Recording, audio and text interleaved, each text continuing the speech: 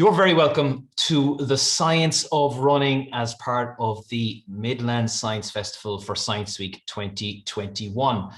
And this event is supported by SFI, and we are delighted to be bringing this brilliant event to you. I cannot wait to get into the discussion on this. Right, let me introduce myself first of all, before we jump into meeting our very special guest for the evening. My name is Dr. Barry Fitzgerald. You might have seen me present some events as part of the Midlands Science Festival this week, where I've talked about superheroes and other very interesting popular culture topics. That's not what we're going to talk about today, because I am very much, I'm going to use this phrase, very much a hobby runner. This is my first half marathon that I ran in Warsaw in 2012. And I started running in 2011 and I've been kind of addicted to it since. But we're going to meet someone in a couple of moments who's probably even more focused in relation to running than I am. For those who are probably wondering what was my time, it was 1 hour, 36 minutes. That was my first half marathon, which I was really happy with. Now, the star of the show, though, is here with us as well today. He is the 100-kilometer Irish record holder. He is an ultramarathon runner, and his name is Keith Whyte. Keith, can you say hello to everybody, please? Hi, how are you all doing? Thanks for having me tonight, Barry. It's great to be on here tonight and chatting about what I love to do best. Well, yeah, I mean, that's an understatement, to be honest. What you do is absolutely amazing and fantastic, and we're going to dive into some of that. But just to give people an impression of what you do and the fact that you've been running for a number of years, we'll talk about the times, etc. Just let's bamboozle some people here for the moment. Can you just mention the top 3 runs you've done and how long those runs were for? What are the top 3? Number 3. I'd say top 3 are probably Spartathlon, was probably the longest run I've done. It was always one for the bucket list. Because how long was that? How long was that, Keith? That was 246 kilometers. So you have there's a 36-hour cutoff where you have to run from Athens to Sparta. Basically, it follows in the footsteps of Philippides, the ancient Greek runner, and so we start in the Acropolis at dawn, and you have to finish in Sparta by 6 o'clock the following day, I think. So yeah, because the whole logistics of it, running across Greece, roads, mountains, and because it was the furthest that I ever ran, it was one I always wanted to do. So not one necessarily I was going in to kind of, I suppose, win, even though I went to most races with the aim of winning. Spartathlon was kind of, I suppose, mainly just to finish and tick it off the bucket list. It's regarded as one of the toughest races in the world, so just to kind of, I suppose, tick that one off. Number 2 then. Number 2, I would say, would be 100K I did in Antarctica. So that was, yeah, that was, it was more of a surprise, really. I hadn't planned for it. So I was just coming back from injury after running in Doha in the World Championships 2 months before it, which is the other extreme of heat, I suppose. And I got a late call up by the race organizer who kindly invited me over to run it. But yeah, just to run in Antarctica or even visit Antarctica alone was just special. Like, you know, it was just like a dream, you know, just visit the frozen continents with no inhabitants, and then let alone then just to get a run there, you know. Phenomenal. What a way to get a trip to Antarctica, a free trip to Antarctica, to just have an old run, an old 100-kilometer run. And number 1, Keith, what's your all-time top run that you look back and go, wow, I'm delighted I did that? My top run, I think, was 100K again. It was probably not my fastest 100K, probably my 3rd or 4th fastest. It was winning the British and Irish Championships back in 2012, an event called the Anglo-Celtic Plate. It's basically a race between England, Ireland, Scotland, Wales, and Northern Ireland. So at the time, I was the only Irish runner, only Irish national runner running the race. And it was a team of English, Welsh, Scottish, you know, so I was kind of outnumbered, and no other Irish man had ever won the race before. So to win that was special, you know, and so that was probably the highlight of my career, I'd say. Very, very impressive, Keith. Right, we'll get back to you in a few minutes to talk a little bit more on different aspects of running. And before we get into some of the content, just want to tell you there's going to be some prizes given away tonight. So please have some great questions that you can ask Keith over the duration of this session. Now, the first couple of prizes actually are going to be some of my books. I've written a few books. I've written a book about building an Ironman suit, and I've also written a couple of books on the secrets of superhero science, and also about Santa Claus. And in fact, in both of these books, I do write about running. There's a full chapter in the Santa Claus book about running and ultramarathon running. So perhaps that might be one that people will want to get their hands on. So there'll be 2 copies of the Ironman book and 2 copies of the Santa Claus book that will be given away at points during this. So please keep your questions coming in, and we'll see what the best questions are. But the main prizes we're going to have tonight, these are fantastic. If I were you, I would love to win this. We have 2 running consultations with Keith after this event, of course, whenever you want. So a chance for you to sit down and chat with Keith about running. Maybe you want to get some tips on training. Maybe you want to hear something about his experiences, and you get to chat to him for about 30 minutes and learn about the great things that he has done in his career, or just to get some input on your own running style. So they are, I think, fantastic prizes for you to pick up. So right, let's get into a little bit of science. The structure of this is going to be the following. You'll hear me talk for about 5 minutes, and then there'll be lots of time for Keith to answer some questions, and then 5 minutes, and so on. We're going to cover 4 topics, the first of which is the basic physiology of running. And when I think about the limitations of the human body and how fast it can run, I'm always drawn to one scene. And given that I have this affinity with superheroes, and that scene that I'm drawn to is this scene from X-Men Days of Future Past. The first thing that I'd like to do is to save every day till eternity passes away, just to spend them with you. If I could make days last forever, if words could make wishes come true, I'd save every... There you have that scene from X-Men Days of Future Past with the character Peter Maximoff running. And whenever I saw that, I always started thinking about what are the limitations of the human body. So let's just look at the physiology of the human body for a couple of minutes, and then we'll start talking to Keith then again. So muscle breakdown. If you're going to be running, muscles are really important, and your muscles themselves are made up of 2 types of fibers. You've got the slow twitch fibers, which I'm representing here by the tortoise, and you've got the fast twitch fibers. They're the ones that allow you to sprint, representing here by the hare. Now, the slow twitch, they're great for doing long duration events, perhaps like the events that Keith finds himself indulging in over the last few years. And then the fast twitch, well, they're for short duration. They would be for the sprinting type events. So in other words, you would be looking at the slow twitch for the steady, and the fast twitch for the explosive, which might be thinking about ultra marathons or looking at the 100-meter Bolt style events. The other thing that you got to be thinking about in terms of running is not just muscles. You also got to be thinking about your tendon or tendons. And one which is very important is the Achilles tendon. It's an incredibly important tendon you'll have in the body in terms of generating force or reaction forces anytime you hit the ground, so that you could push off back upwards. It's also something that can be susceptible to injuries such as tendonitis. And if you had the unfortunate experience of popping it or snapping it, you can imagine that is not something that you want to happen anytime in the future. I've never had an injury like that. We'll maybe check in with Keith in a few minutes just to see if he's had something like that before. And in science, this is really important why I'm bringing this up, because there's been a couple of papers on this that have looked at what are the most relevant factors for running. And this is a paper that was published back in 2007. And according to this, they say that for maximum running speed, tendon strength is perhaps the most relevant limitation. This is the thing that limits us in terms of how fast we can actually go. But regards to energy, this is what, of course, our muscles need. Well, they have to get the energy from somewhere. Now, in your muscles, you find glycogen, and glycogen will release glucose, which is then used by the muscles to create something called ATP, adenosine triphosphate. And this is basically a molecule that acts as the fuel for the muscles to be able to do what they do. Now, that process of converting glucose into ATP can take place in 2 different ways in the muscles. You've got the aerobic and the anaerobic. In the case of aerobic, it's normally done in the presence of oxygen, helps to effectively burn the fuel.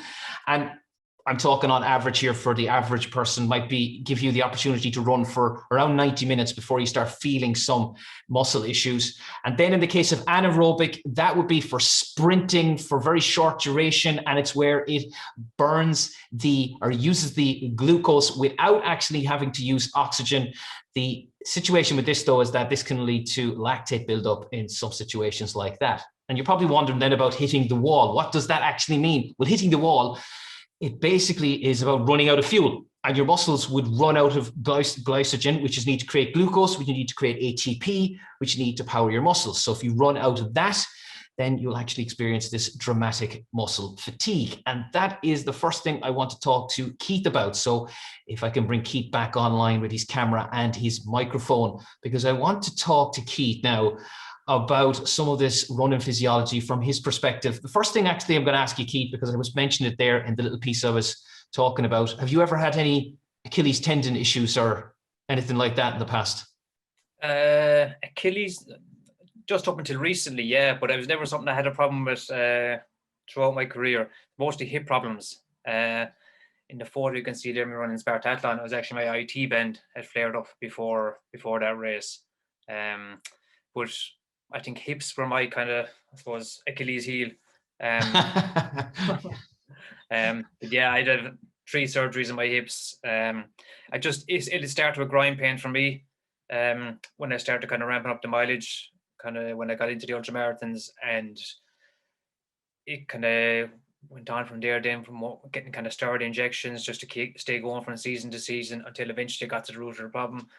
After 3 surgeries from the groin, the adductor, and eventually the hip joint itself.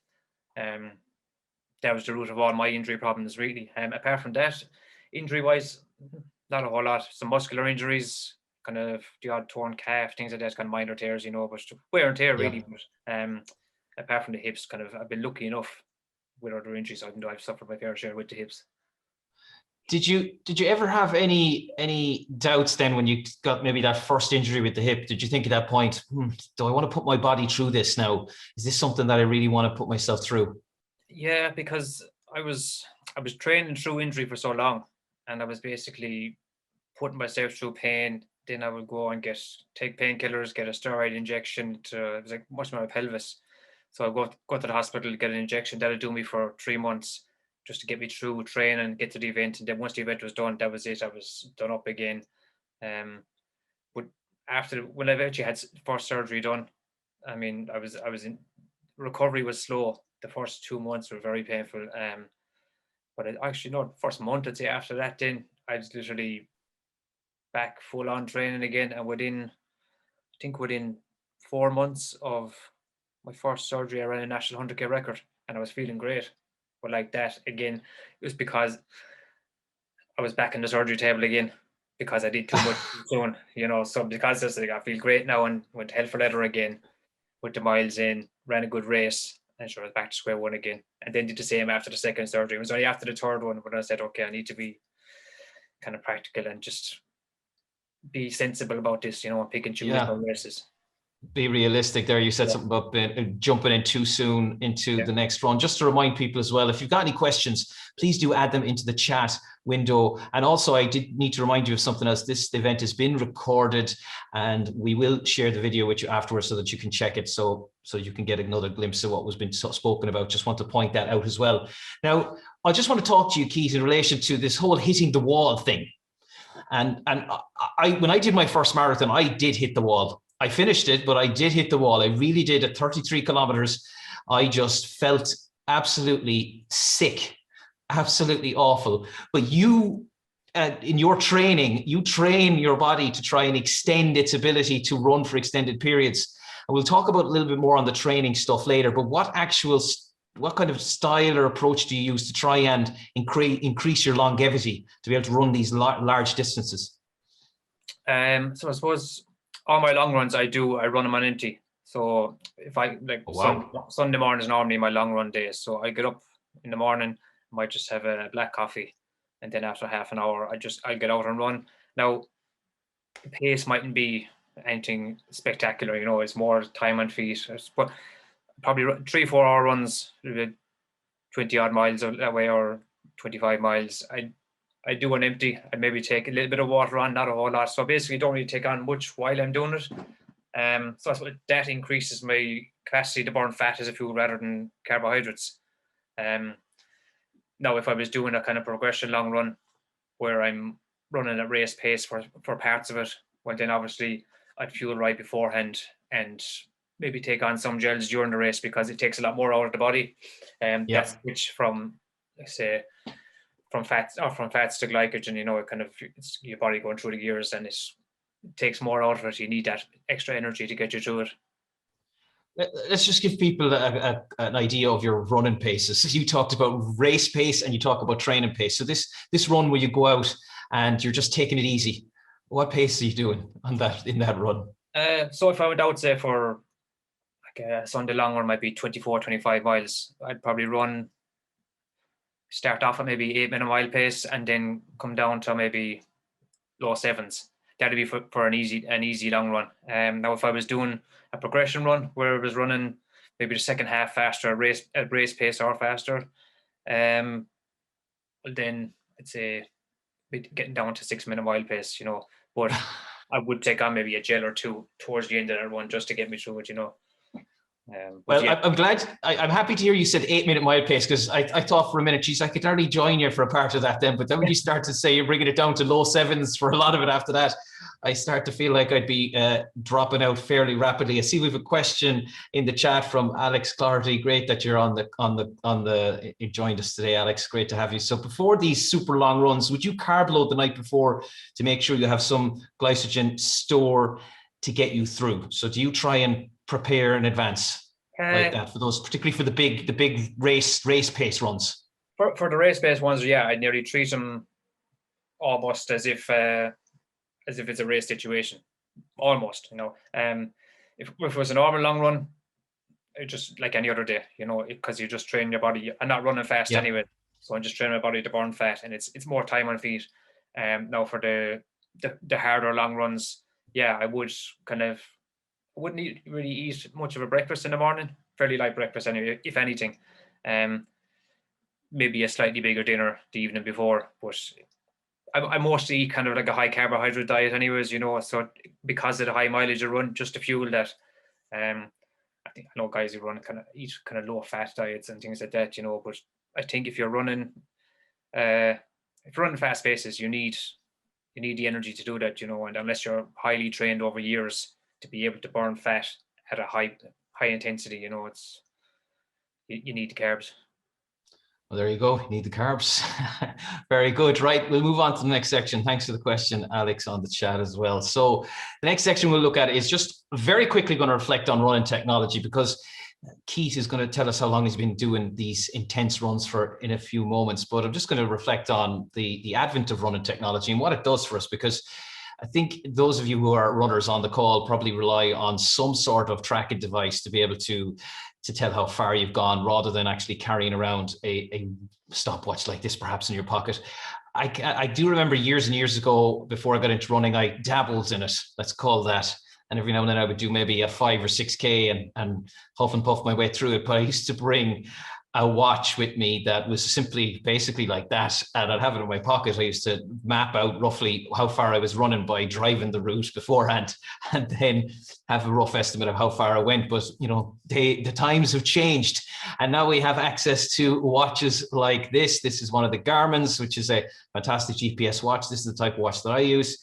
And one thing I want to look at, though, is the heart rate monitor in it, because it uses something that in most cases uses a green light. So I have my watch actually here beside me, so I'm just going to activate it there. So you see the green lights there on the back of the watch. That's all in relation to the optical heart rate monitor that you'll have in these devices. And it's based on a process called PPG. And what it does is it simply just sends green light into your skin, and that green light will then interact with any of the blood that happens to be passing through that area. And from the amount of light that's been reflected, transmitted, we get an idea then of information in relation to your heart rate or your pulse rate. So you have these different layers of the skin, and different light can penetrate to different depths. And the reason that green light's used is because the body happens to be very good at absorbing green light. So when green light is sent into the skin that happens to be a very good thing in terms of using these types of sensors. However, the sensitivity of these and how accurate they are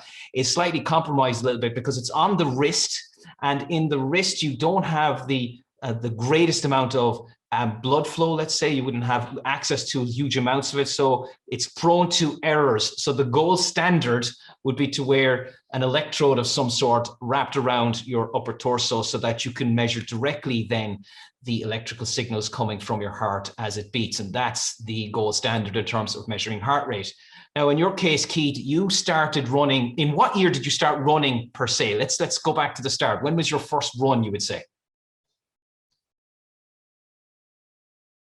I think. I'm sorry about that. There we go. Okay. No problem. Yeah, first one was the summer 2007. I ran a 10K. And like that, I had a stopwatch. It was my first ever run. I said I just literally just time it to see. Never ran before, so got a stitch halfway through and then got going again. But then, about 3-4 months later, then I started to train for a marathon. So then the whole thing of GPS watches was kind of coming out then as well. They were probably out already, but I only figured out about them. No, what I had in my wrist was probably a big brick of a yoke, so it probably weighing me down. But it did the job, it gave me an idea of what pace I was going. I suppose for a marathon, things like that, you want to know. It's all about pacing, long distance stuff, and you don't want to. The big fear is going out too hard and hitting the wall. So first marathon, it was a help that way, just to kind of give me an idea of that I was running at a manageable pace at the start. Now my first 100K race then was in 2011, and it was a Home Nations Championships in Scotland. And at the time in ultra distance running, they didn't allow GPS watches or heart rate monitors because in the rules they figured them as aids that they had. Yeah, so basically have like having a pacer on your wrist. So they didn't allow them. So I had to run with a stopwatch again and that. Now, in a way, it wasn't too bad because you weren't caught up at the whole looking at the watch all the time. Am I on the right pace? Am I doing that? You're kind of running by feel. So you were kind of, you weren't getting fixated with the clock and the time. But at the same time, then I can see how it can be an advantage to long distance runners just to, at the start of the race, so you don't get carried away and you settle into a nice rhythm. Yes, yeah, of course. It's interesting that you talk about events where you couldn't use technology. We'll get onto that later on as well. That in terms of where we met, but in that event where we actually met, we weren't allowed to wear earphones, listen to music, and I normally wear earphones, listen to music, so I had to train without earphones extensively before the event. And it took a little bit of time to get used to it. Now I can do both. I can move in between, but I used to have to rely on music.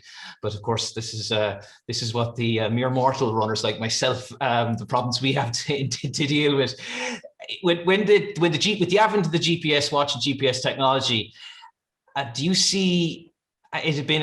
You mentioned there's something about staring at the watch when you're running and looking at your time. Do you feel that with all the advantages of the technology and helping you watch your pace, that sometimes it can be a bit of a distraction and takes you out of the flow that you mentioned as well? It can, yeah, because I mean, there's been a few races, right, where I've been running for a particular time, and I suppose I've just, because it's all fixated on running exact splits and running this time, that I'm just constantly watching the watch, and that can consume energy in itself, because you're constantly mentally you're kind of, and then if you hit a bad split, you're thinking, oh geez, I lost a few seconds there and I need to make up the next one, and then there's a shift in energy then again straight away. So it can be a hindrance in a way, so I think it's important just not to get too caught up with it. I mean, you'll have good miles and you'll have bad miles. That long distance races, you're going to hit some bad patches at some stage, so it's important just we will talk about that coming through the bad patches as well later on. I see there's a question in the chat. Is a sprinter born with different tendons than a long distance runner? For your case, Keith, it's a good question. That is a very good question, isn't it? Well, what I do know that, of course, is dependent on your ethnicity and And in terms of your genetic makeup, that of course will influence the type of tendons or type of muscles that you might have. But in terms of a sprinter will have a greater number of those, or greater density of those fast twitch muscles. They're the ones they'll be relying on for that explosive burst to cover that very short distance. And maybe that's something I can ask you as a follow-up in relation to that. Do you do any training where you're thinking about, right, I know you're probably heavily relying on those short twitch muscles, but do you do any stuff that tries to improve your fast twitch muscles for that extra burst, maybe as you're making the last kilometer or 500 meters? Yeah, I mean, a lot of people think of ultra running as kind of just slow jogging around and kind of, you're not, it's just mile after mile after mile. But basically, my training is no different to marathon running, maybe with a few extra miles added onto it. But I mean, I still hit the track. That's an understatement, Keith. We'll see that in a few minutes. That's an understatement.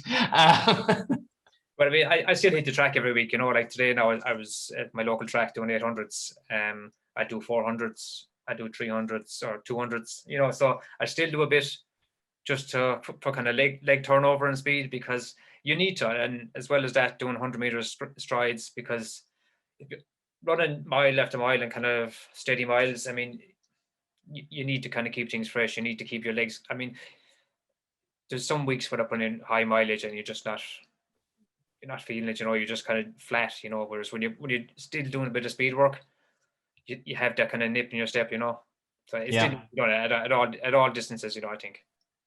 Just one more question then before we move on to the next section. I see others as well, but I'm just going to address one of them. Rob has asked, as an ultra runner, do you do much strength training, or is your training nearly always running or all running? I suppose it's mostly just running, because I mean, probably it's just down to time now. If I'm training for an event, I might do maybe 1 or 2 strength sessions. I'd normally do them after a track workout midweek and then after a long run on a Sunday. So but it's more kind of body weight kind of stuff, but because like working 6 days a week and then running a high mileage, trying to fit it all in, I'll prioritize the running. And if I get a chance, I'll try and get a strength session in 1 or 2 a week. Okay, very, very good. Right. Well, thanks for the questions. I see there's more there, and I'll get back to those in a few moments. And that's what we're going to move on to next, actually, is the joys of training. And what I want to just comment on in relation to this is the following. I run alone most of the time. I don't like typically running with people. I have run with people in the past. For example, I'd love to go for a run with Keith and then gleefully drop out as soon as his pace picks up, and obviously just realize my mortal limitations when it comes to running. But it could be someone who might be even possibly the worst training partner you could ever have. And just have a look at this clip, because I think this person, who's quite a good person, a good-natured person, could be the worst training partner that you could ever work with. Take a look at this.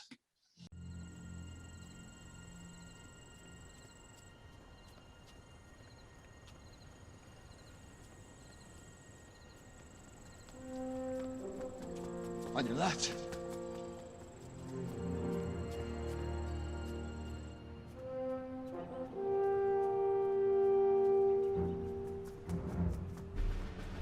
On your left. On my left. Got it.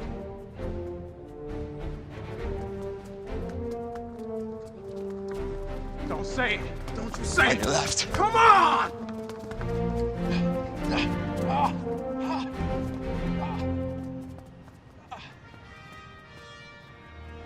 Need a medic? I need a new set of lungs. Dude, you just ran like 13 miles in 30 minutes. Guess I got a late start. Right, there you go. That's a scene from Captain America: The Winter Soldier. It's actually the opening scene of the film. In my opinion, Steve Rogers was a very nice guy. Probably would be the worst person ever to train with, because he would do things like that. And in that scene, if I was to make a comparison, I'm Sam Wilson and Keith Whyte is Steve Rogers, because that's exactly how things would play out if that was the way things would go down. Now let's jump into some of the training talk. And before we do that, what I'm actually going to do is I'm going to look at some survey data. We did a survey before this event and we sent it out and we asked people to complete it, and we got some responses to it. So we're going to just jump into this data first of all, and then talk about more on the training side. So this is the survey. We had a number of questions. I've just taken a few of the answers here. So one of the questions was, what day of the week did you run? And you can see there's a an interesting spread there. And most interestingly there, and maybe Keith just can unmute himself and maybe just comment on this. See, most of the people running on the Monday, is that the guilt over the excesses of the weekend? I would say so. Well, that and I think if you run on the first day of the week on a Monday, it kind of sets you up, you know. Whereas if you miss Monday, I always feel like if you miss Monday, you kind of go, okay, you're making up for last time. But starting on a Monday is kind of I think the best way to set up the week, you know, and kind of it sets you up. Very good. I'd always run on Monday because Sunday is always my hardest day of the week on a Sunday. So Sunday or Monday is very good for recovery, for loosening out again. So that Monday be important to me for recovery. Okay, there you go. Nice to hear that. Right, next question that we had on the surveys: what time of the day did you run? And we can see there's a spread here, and it goes from 6 o'clock in the morning up to 8 o'clock in the evening.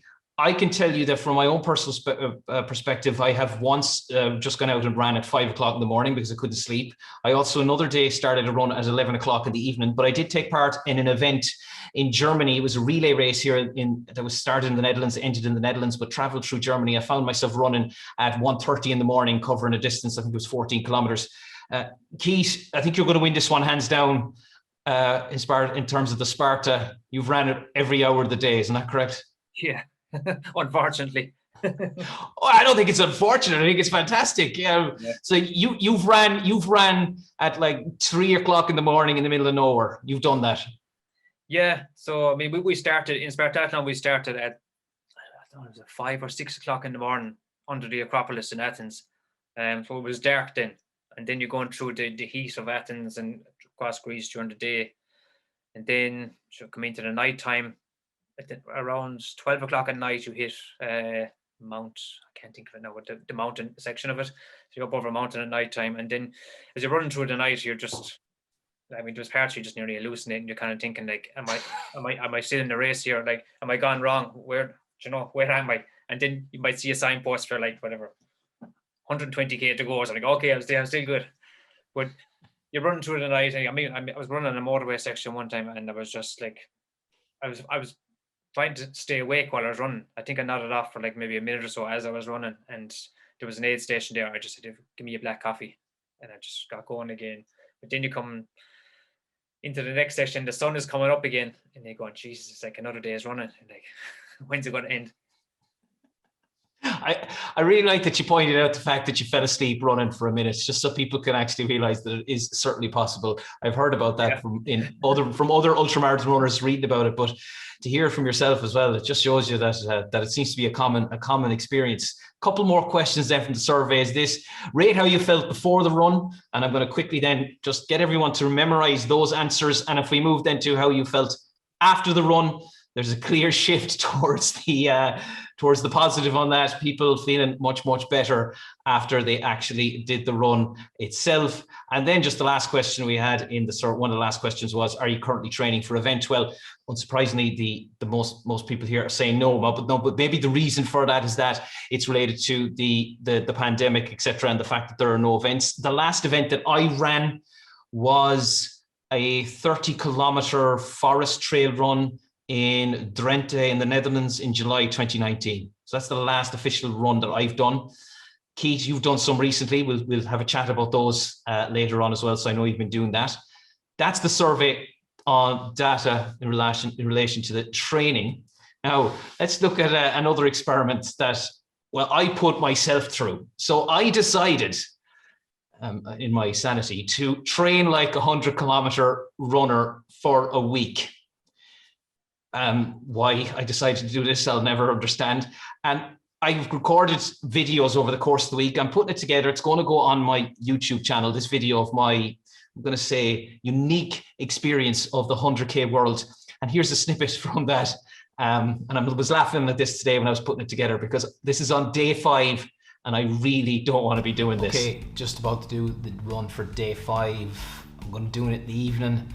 Gotta say, not feeling great today. Even though yesterday's run went really well, I have to say I don't feel like doing this right now. I really wish I didn't have to do it, but I know how it's gonna go. After I've done it, I'll come back and I'll be full of energy and I'll be delighted. and the weather, you know, still good outside. Sun's gonna set in about 40 minutes, so I'll get most of it with a bit of sunshine as well, or whatever's left of it, but not feeling it right now. But Keith had told me this as well. He said, you know, before you do some runs, you won't be feeling it, and it does take a little bit of time to kind of run it out of you. Yesterday was really good. Today is just one of those days where I don't really feel like doing it, but I gotta do it, so I gotta do it. Right, let's see how it goes. Right, that's day 5 done. That was probably the hardest run of the week. I think I ate too late. I did have the chicken and pasta as I promised from day 4. But that was, yeah, it was the toughest one of the week. I got over the line anyway. So there you go. That was a clip from the video. I hope you're all able to hear the sound, but the whole video will go on my YouTube channel over the next few days, where you can bask in the glory of my self-experimentation, which is frowned upon in science. I actually have a video on that on my own YouTube channel. But in terms of running, this type of self-experimentation could be seen as good for your health. Who do I have to thank for this experiment and the schedule I had to put myself through? Well, of course, it's Keith Whyte. And Keith was right. No. You gave me the schedule, Keith. And Keith was right there, front row and center, loads of support. Here are the messages that he was sending me on day 5 after I did that run. So you can see there, he says, yeah, when the miles start building and you have to juggle work and family life around it, it become very tiring, but you do adapt and learn to deal with it. Just make sure you're getting as much rest as you can and eat enough to reach the energy requirements. I said a couple other things after that, and I love the next one. It's not the most glamorous of sports, is it? And I guess that is a very true comment in relation to it. Now, the schedule, what was the schedule I undertook thanks to Keith? Well, here is the schedule, so everyone can take a quick look at it. I have it all in imperial measurements because that's what Keith gave it to me, with a mixture of imperial and metric. Monday was an easy 8 miles. Tuesday was 9 miles easy. Then after that, I did 6 by 100 meter strides.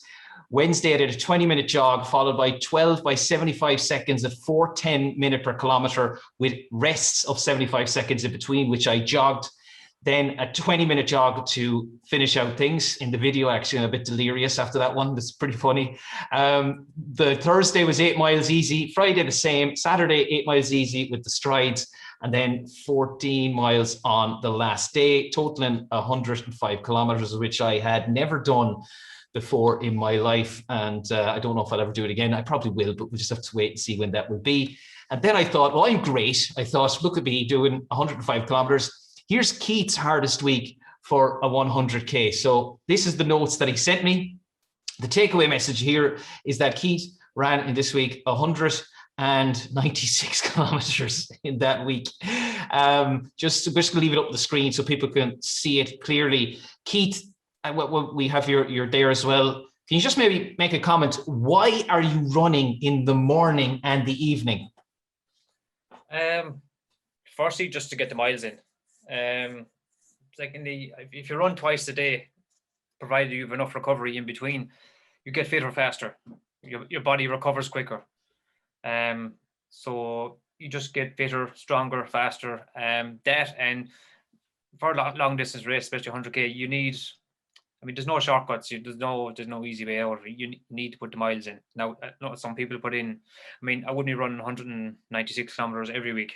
That would probably be my peak week. I would probably average maybe 160, 165 most weeks. But you need to be running that, you know, if you want to kind of compete, you know, and kind of, I suppose you want to challenge up there for races.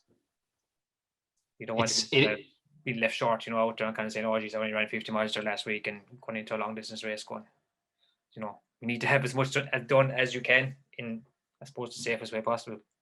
Yeah, it's quite impressive, Keith, to be honest. You know, and looking at these numbers here, even on the Saturday, which, you know, for a lot of people would be a handy day, in the morning you do a 10-mile easy run, and in the evening you say, I shall go out and do another 5 miles just to top it up, a reverse of what you did on the Friday.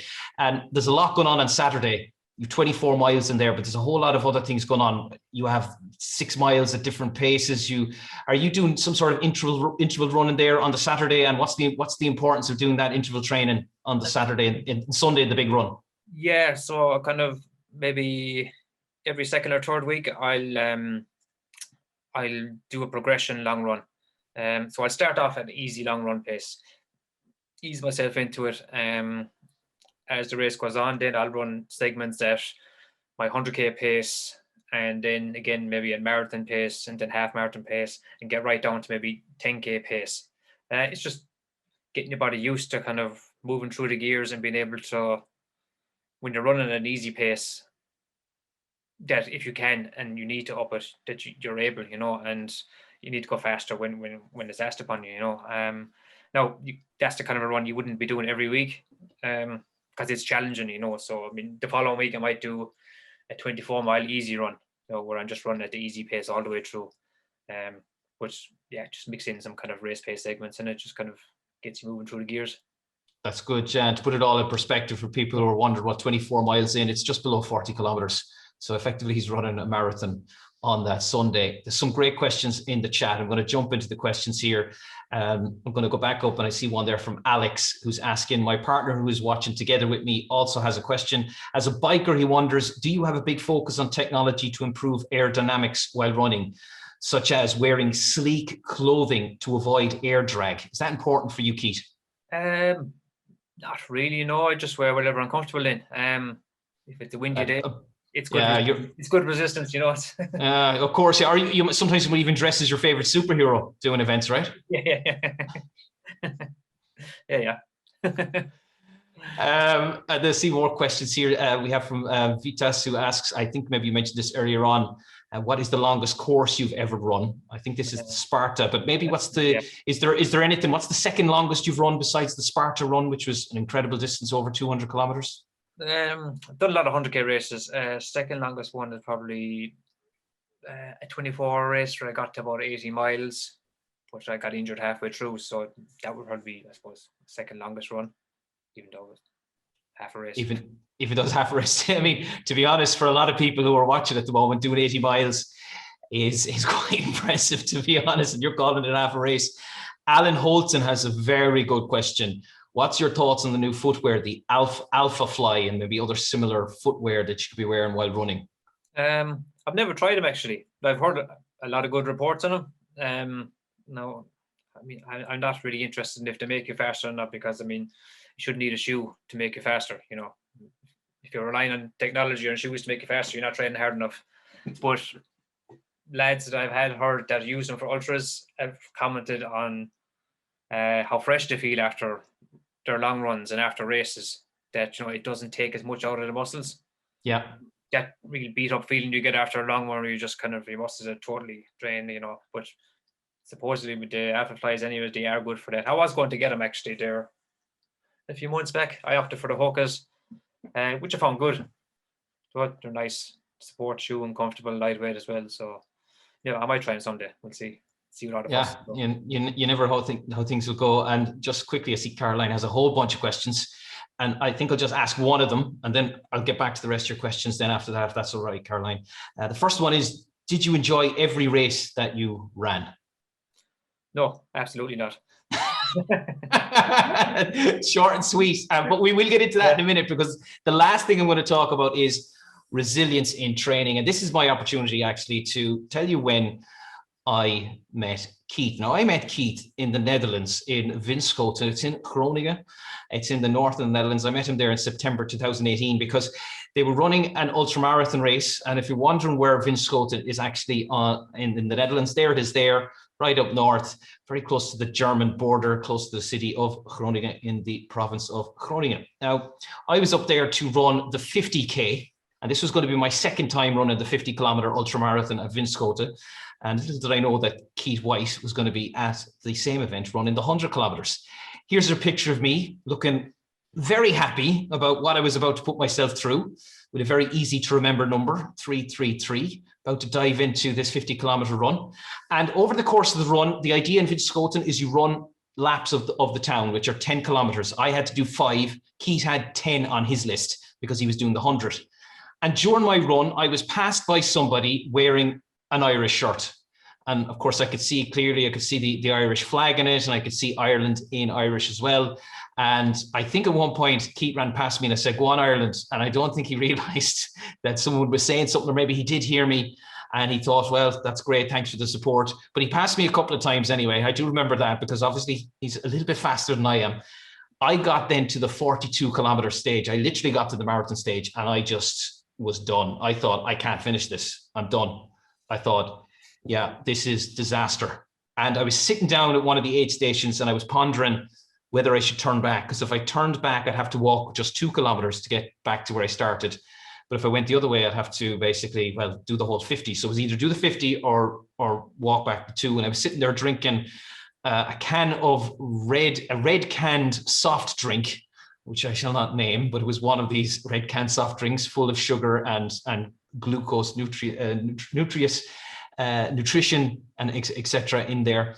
And I was actually sitting down, and who ran past me? Only Keith. Now, I don't know if you think he realizes this. I don't think I've told him this. I saw Keith run past me. I was sitting in the chair, absolutely done. I thought, I'm out. I'm giving up here. Keith ran past. I had a look and I thought, I'm going to give this a lash. No, I mean, I'm looking at him. Obviously, he's a different animal to me, different beast in terms of the race he's doing, what he's doing. But just having that, seeing that Irish inspiration run past me, I thought, I'll get out of the chair here and see if I can get this done. So I jogged or walked 2 kilometers, got to 44K, and I said, right, that's it. I'm finishing it. So I finished it, sprinted across the line, did it, I think, in 5 hours, 15 minutes. I was very happy with that time, considering I was sitting down for 10 minutes thinking about quitting and dropping out.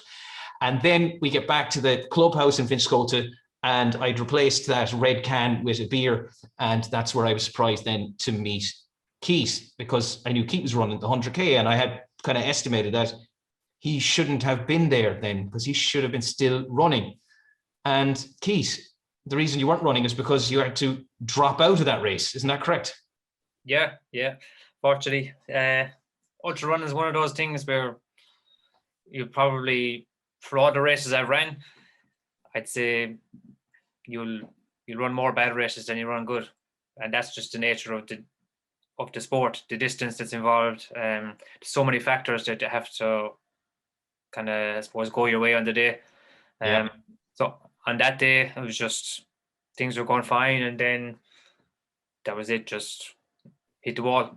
But I mean, hit the wall in the marathon, 20 miles in, 6 miles, 10K to go, you can kind of gather yourself together and say, all right, okay, I'm going to do this, but if it's in 100K, when you're running 62.5 miles and 35, 40 miles in, and you're kind of going, no, the legs are gone, there's nothing there. It's hard to drag yourself around for another 20 odd miles. But there's been, I'd say, a good few races where that's happened to me, and it's just whether for kind of stomach issues or just going out too fast, put bad pace and strategy, or for whatever reason, it just happens. And I remember when I started running for Ireland first, and my first race actually was in Winshorten as well in the World Championships in 2011. And the Irish record holder at the time, Thomas Maguire, I was upset after and stuff like that, and he was telling me, look, he goes, forget about it. He goes, put it to the back of your mind, regroup, get together again. He goes, if I could tell you, many bad races I've had in my career. He goes, I could count many good races on one hand. It's just one of those things that you write it off as a train and run and move on again, and it's been a few races since that, but it is what it is. The distance run is kind of, unfortunately, all the work that you put into it probably doesn't merit what you should get out of it, and you have to kind of accept that as well. It's easy to kind of feel sorry for yourself, going, oh well, I trained for a year or two on this, and it's, I should have got better results, but that's just the way it is. You have to kind of deal with it, move on, and kind of the good days will come, probably when you expect them least. Yeah, I guess because the event that you're competing in, it's an event where you really do push your body to the limit in terms of the distance that you're running. And because you're pushing such limits, there's always the situation that things don't work out as you want them to work out. And you mentioned there that you've had quite a number of races that haven't worked as you expected. And for you, how have you built up resilience to be able to push on and keep going? Because clearly you haven't been deterred. Races haven't worked out for you. You've come back, you've had injuries, you've come back. You've recently had a couple of 100Ks that didn't go the way that you planned either. And you're definitely going to come back from those. So just to give people an idea, how do you approach then recovering from the disappointment of not finishing the race when you had set forth to finish the race? Do you have a procedure? Do you follow a protocol? Do you dive straight back into it? What do you do? I probably take a break and I kind of regroup. So obviously when it happens first, I'm upset and kind of going, geez, like my last 2 races now where I trained practically for 2 years and race started well and then almost felt like you're kind of holding back, and you feel like you're on for a great day and then bang, it just hits and there's nothing you can do about it. So you just have to kind of, I suppose, I take the positives out of it if I can, So if I have a bad race and if it's thing I have to pull at 40 miles, I go, look, I got a 40-mile train running, take a recovery week and then get back on the saddle again, and plan my next race. I'll write down, I'll go through it all with a fine comb, and just see what I did in the lead up to it, what I did during it, and just see does anything stand out that went wrong, and compare with other races that went well. So, but yeah, just my last 2 races didn't go well, unfortunately. First race I was in very good shape, going well, leading with considerable enough lead, kind of for most of the race, and then just bang, just the legs just went. I had nothing left to give, and I suppose you get sensible as the years go on. There's been times where I'd finish out the race just for the sake of it, and then wind up injured and not be able to run for a few months. But I think as the years go on, you get more experience, become more sensible, and you go, if it's not going your way, if I'm running 6-minute mile pace, and then suddenly I'm running 8-minute miles, I'm not going to run the last 2 or 3 hours of race at 8-minute mile pace just to finish it, because I know I can run that distance. I know I finished it in a fast time, so I just write it off as a long trainer run and then just go again. Yeah, that's a very good point you make. And then just relating to the resilience and maybe getting into mind games, Lily has just asked a great question. What sort of mind games do you play with yourself and with your fellow competitors, and maybe a related one, what goes through your mind in those longer runs and races? So first of all, do you play mind games with yourself? Do you bargain with yourself? Because that's something I do bargain with myself when I'm doing marathons. Yeah, near the end. You do. It is a mental game, very much a mental game. So you have to kind of it's such a long race as well. You have to kind of play kind of little mind games with yourself. So I'll have A, B, C goals, so I have a time in mind, or I want to podium finish first, second, and third, or else I want to finish ahead of run a qualifying time for something, So I'd always have some kind of, so if the first one option isn't working out, well, then there's a look, you still got option B and C, whatever. But with 100k races especially, because the pace that we run them at it's almost identical to marathon pace, so you're running them at a good clip and anything can happen. So guys taking off like hares at the start, you can get carried away, go, geez, let him get a few minute lead now and all this, and I falling back. But because the race is so long, and you see it in races over the years, that they'll come back to you, that from 50, 60k in, they might come past you, but give it a few hours. And I've passed guys like just their last race in Winchotton, and I was going well, flying it, past Giorgio Calcaterra, former 100k world champion, and he was in a bad way. I passed him out. I was like, geez, I'm flying it now. And then bang, I was gone. And he passed me then about an hour later, so I think never, if you're still in with a shout, it's kind of important just to kind of maybe clock off the miles, just get to the dead station, just get another mile in. But unless it gets to like a stage where you literally have nothing there, like whether it's an injury or you hit a wall. Yeah. Other than that, there's always, I think, always a good reason to continue. Yeah. I think Lily has a great second question as well. What do you think about when you're running? When I'm out running, if I'm doing a 15 to 20 kilometer run, sometimes I just drift into autopilot. I've been doing running for almost 10 years and I find I have a comfortable pace and I'd be thinking about things, and working things out in my head.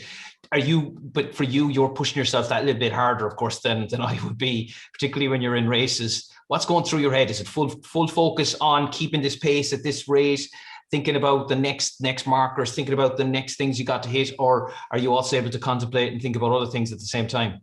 Yeah, so I tried to if it's a long distance race, I'll try and break it up, say into maybe 3 sections. Like if it's a 100k race, I might try and break it up into like 3 20-mile sections or something like that. So I'll try and run the first 20 miles just run comfortably, you know, and just be relaxed as much as I can, and just get into a nice steady rhythm without concentrating on pace or where opposition I'm in or like that. You know, it's just more or less kind of almost warming up, getting into the race, you know.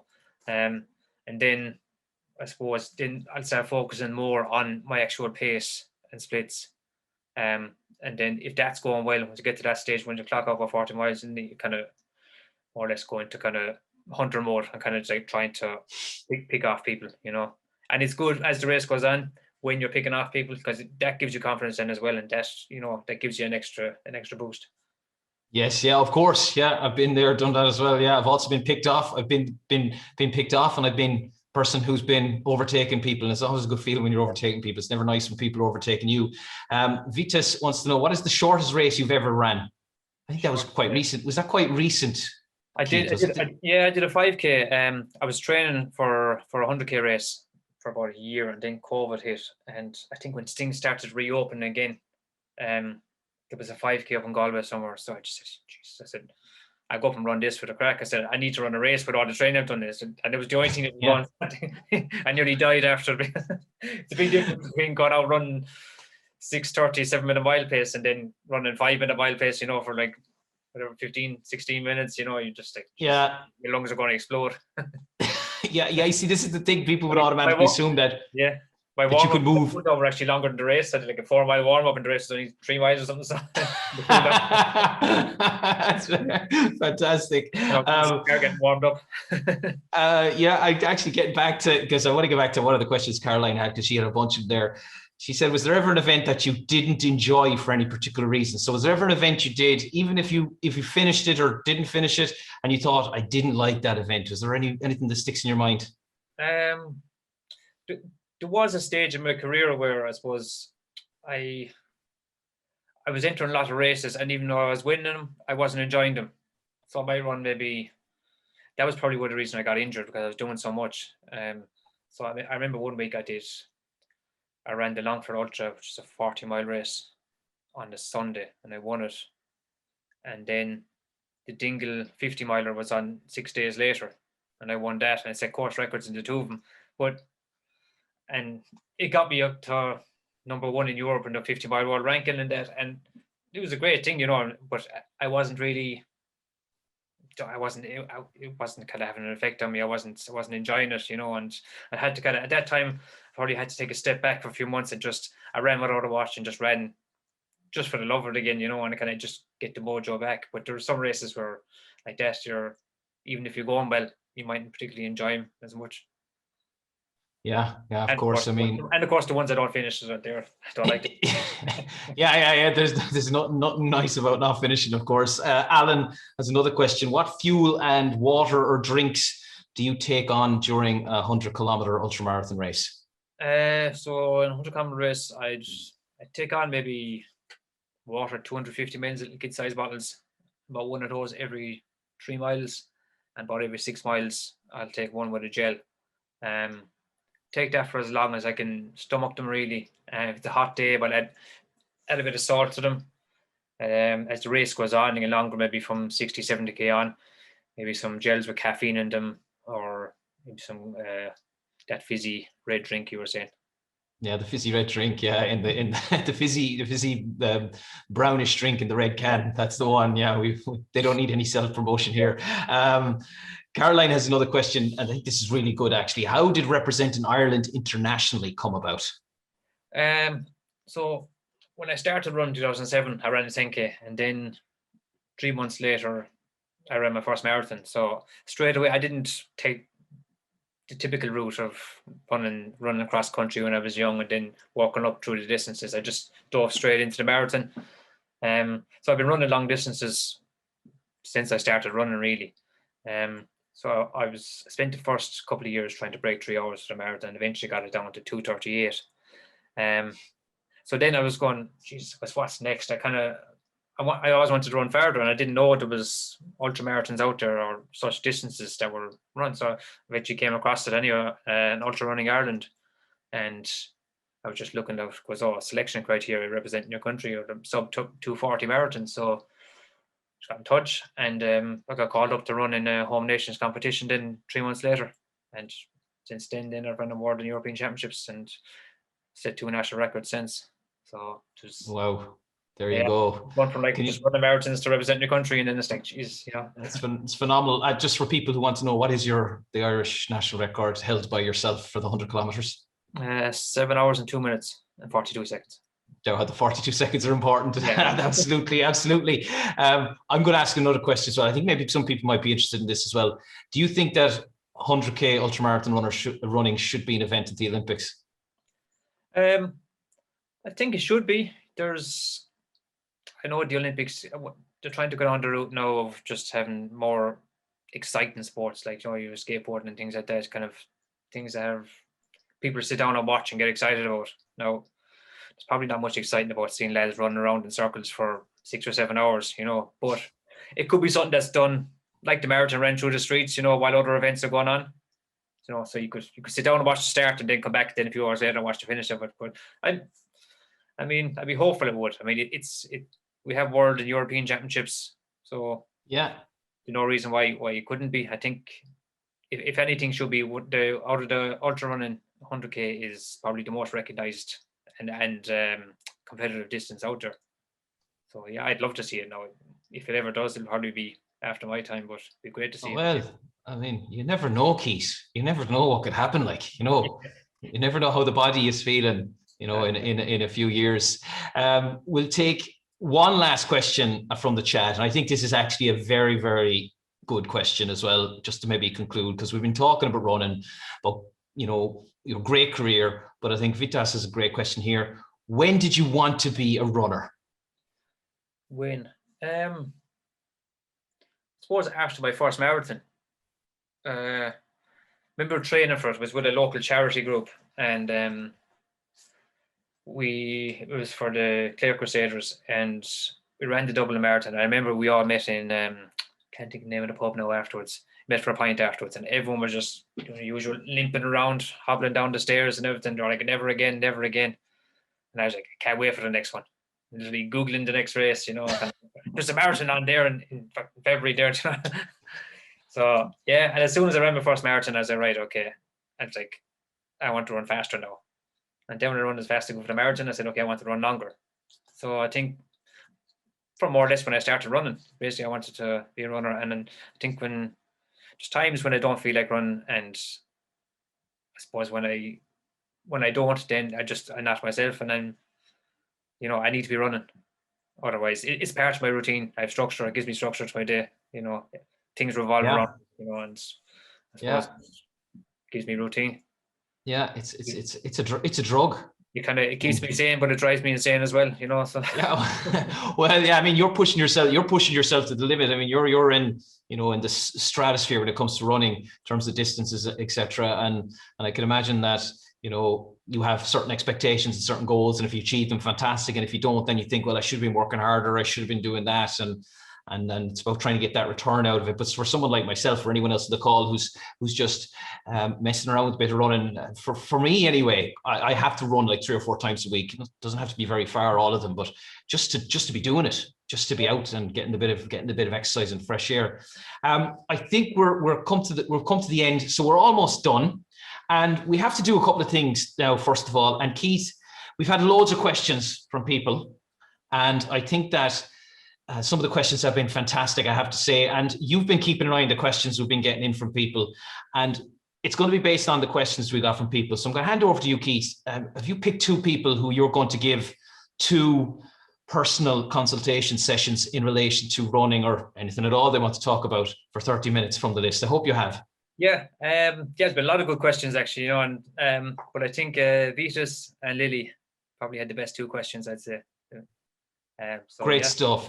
Excellent stuff. So you keep an eye on write down their names. So Vitas and Lily, congratulations on that. So you get a chance now to have a chat with Keith sometime down the line in the future over the coming weeks. You can sit down and have a chat with him for half an hour if you want to talk about his running career, if you want to talk about tips and getting into running, whatever you want, you can do that. And now I also have to give some prizes away as well, because I have to give away some books. So the winners of the books, so I also have to take note of these so people will also know, so they'll know as well. The winners of the books, they're going to be Caroline, you're going to get yourself one of the books. Alan, also going to get a book as well. And also coming up here, Rob and Alex, you're all going to get copies of the books. So keep an eye on in terms of getting those books. What I have to point out is that you'll have to maybe share your contact details with Midland Science if they don't already have them. But just to confirm those names, that's Caroline, I have Alan, I have Rob, and I have Alex. You are all going to get copies of the books. You're either going to get a copy of How to Build an Ironman Suit or Secret Science of Santa Claus. And just a comment there has been put in by the head of Midland Science, Jackie Gorman, saying if the winners can email everybody at Midland Science, if they can email Midland Science, and they will get in contact with you for both the mentoring and the books. Before I conclude, just a couple of housekeeping things. If you want to see that video of me putting myself through an ultramarathon week running 105 kilometers, it's going to be on my channel very, very soon. I have to do some tweaking to it and make sure it looks nice. It'll be on my YouTube channel, The Superhero Scientist, very, very soon. If you want to follow what I do, you can, of course, check me out on social media, these links. And we've given away the prizes with Keith. So I think those winners, Lily and Vitas, you're going to have a great conversation with Keith in relation to running, etc. And I have those in again, why they shouldn't be there twice. And there we are, the end of the event, the science of running. I just want to say, finally, a massive thank you to Keith Whyte, the Irish record holder for the 100-kilometer ultramarathon. Keith, thanks very much for your time. Is there anything that you'd like to say at the end before we finish? Yeah, no, just thanks for having me, Barry. It was a very interesting chat, and thanks to everyone that joined us as well for interacting. Great questions, and always good to have a chat about running. So yeah, thanks for having me. It's been great. Absolutely. I'm always very happy as well to chat about running too. So thanks very much for everyone for joining us today for the Science Running as part of the Midland Science Festival program for Science Week. Also, we want to repeat again, many thanks to Science Foundation Ireland for funding as well to help with putting together this event. There's lots more events coming from Midland Science over the rest of the week. So be sure to check out their website, midlandscience.ie, and of course, their YouTube channel. You're going to see some fantastic videos on there. You're going to see me again tomorrow in another video. I'm going to be actually interviewing Associate Professor Rolf Hutt from the Delft University of Technology. We're going to talk about high water and the science of flooding. And there's also some great animated videos on the channel about the wonders of the human body. They are so cool. Please check them out. They're just brilliant, brilliant videos. And I've been watching them during the week and as they've been released. And I can't wait for the next episode as well. So a final thank you from me. Thanks for joining us. And on behalf of everyone at Midland Science as well, we wish you all a very nice Science Week. Thanks once again.